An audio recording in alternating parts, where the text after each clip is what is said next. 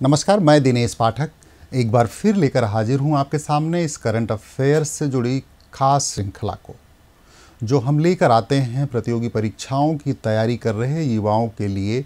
लगभग हर रोज आपका प्यार और स्नेह लगातार हम तक पहुंच रहा है।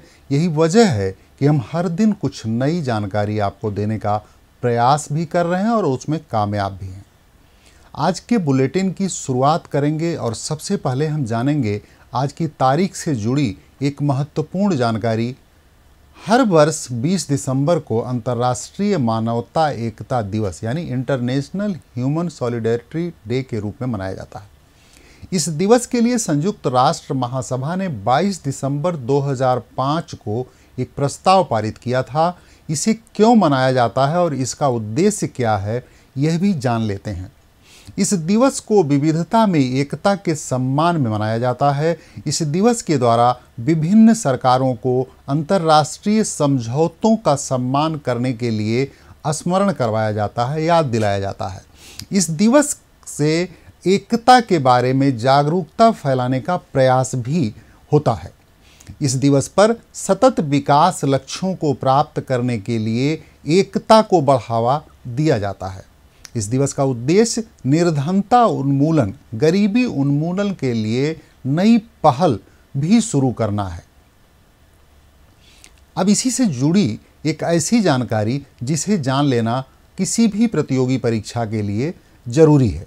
आपके सामने ऐसे सवाल आते हैं तो कैसे एक जैसे लगते हैं, पर उनके जवाब अलग अलग होते हैं। इसी से मिलता जुलता एक और दिवस है जो है विश्व मानवता दिवस, जो 19 अगस्त को मनाया जाता है।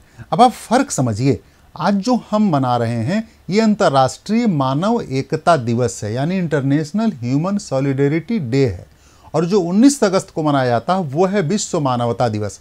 फर्क है सिर्फ एकता का, जो आज हम मना रहे हैं इसमें मानव एकता की बात हम कर रहे हैं।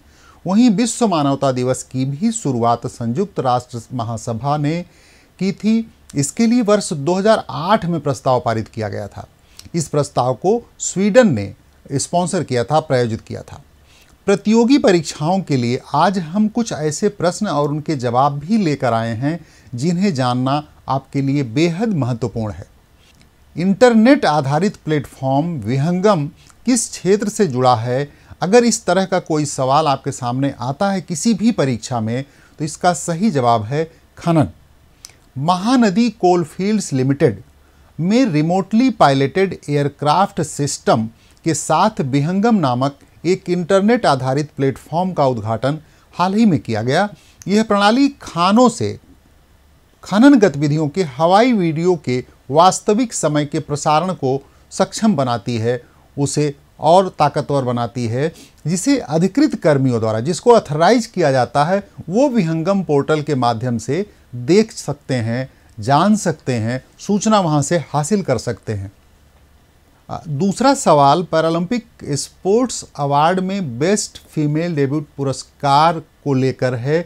ये पुरस्कार अवनी लेखरा ने जीता है। अवनी लेखरा शूटिंग से आती हैं, उनका जो वो पैरालंपिक में शूटिंग के दौर की एथलीट हैं। हाल ही में जब टोक्यो पैरालंपिक चैंपियनशिप हुई तो अवनी ने देश का नाम ऊंचा किया था। उन्हें शूटिंग में गोल्ड मेडल मिला था। उसी अवनी को बेस्ट फीमेल डेब्यूट अवार्ड अभी मिला है। चेक गणराज्य के एडम पेस्का ने पुरुष वर्ग में यही पुरस्कार जीता है। भारतीय निशानेबाजी पैरा एथलीट अवनी लेखरा भारत की ओर से पहली महिला पैरालंपिक स्वर्ण पदक विजेता बनी। वह पैरालंपिक में 2 पदक जीतने वाली पहली भारतीय महिला भी बनी। अवनी को बहुत बधाई। अब बात अंतर्राष्ट्रीय जगत की। 19 दिसंबर 2021 को गैब्रियल बोरिक को चिली के अगले राष्ट्रपति के रूप में चुना गया। गैब्रियल 56% मतों से जीते हैं। गैब्रियल बोरिक राष्ट्रपति बन चुके हैं, तो ऐसे में उनके बारे में और भी जानकारियां जरूरी हैं जो हम आपसे साझा करना चाहते हैं। गैब्रियल बोरिक मार्च 2014 से चैम्बर ऑफ डेप्यूटी के सदस्य थे और मैगलनेस और अंटार्कटिक जिले का प्रतिनिधित्व करते थे। 2013 के आम चुनाव में उन्हें एक स्वतंत्र उम्मीदवार के रूप में चुना गया था। 2017 में उन्हें फिर से चुना गया। दोनों चुनावों में उन्हें मैगेलनेस क्षेत्र के सभी उम्मीदवारों के बीच सबसे ज़्यादा वोट मिले। 2021 के आम चुनाव के लिए उन्होंने 60% लोकप्रिय वोट के साथ एप्रूएबो डिग्निडॉड प्रेसिडेंशियल प्राइमरी जीता। इस प्रकार वह वामपंथी चुनावी गठबंधन के लिए राष्ट्रपति पद के उम्मीदवार बन गए। जिस देश के राष्ट्रपति गैब्रियल बोरिक बने हैं यानी चिली के, उसके बारे में भी आपको थोड़ी जानकारी देना चाहूँगा। चिली को आधिकारिक तौर पर चिली गणराज्य कहा जाता है। यह दक्षिण अमेरिका के पश्चिम भाग में एक देश है।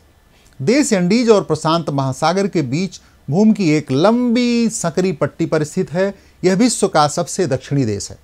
यह अंटार्कटिका के सबसे करीब है और पेरू, बोलीविया, अर्जेंटीना और ड्रेक पैसेज के साथ सीमा साझा करता है।